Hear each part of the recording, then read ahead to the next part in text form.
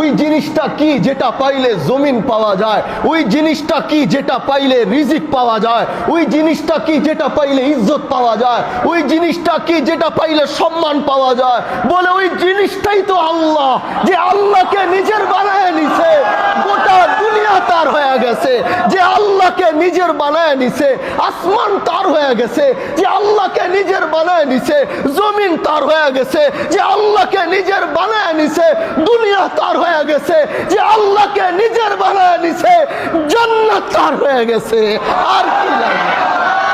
তারা যদি আজকে জানতো যে আজকে এখানে কিসের মজমা চলতেছে, যেখানে হয়তো চাউল পাওয়া যায় না, যেখানে হয়তো ডাউল পাওয়া যায় না, যেখানে হয়তো 500 টাকা ইনকাম করা যায় না, যেখানে হয়তো স্ত্রী পুত্র সন্তান পাওয়া যায় না, কিন্তু এই জায়গায় পৃথিবীর সব কিছু না পাওয়া গেল এমন এক জিনিস এখানে পাওয়া যায়, যেটা পাওয়া গেলে গোটা দুনিয়া পাওয়া যায়।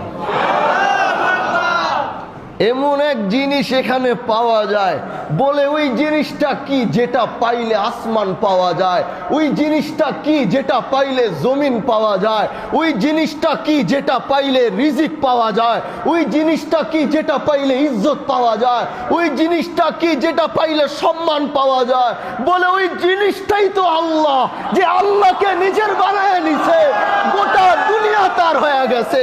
যে আল্লাহকে নিজের বানায় নিছে, আসমান তার হয়ে গেছে। যে আল্লাহকে নিজের বানায় নিছে, জমিন তার হয়ে গেছে। যে আল্লাহকে নিজের বানায় নিছে, দুনিয়া তার হয়ে গেছে। যে আল্লাহকে নিজের বানায় নিছে, জান্নাত তার হয়ে গেছে। আর কি লাগে? আর কি লাগে?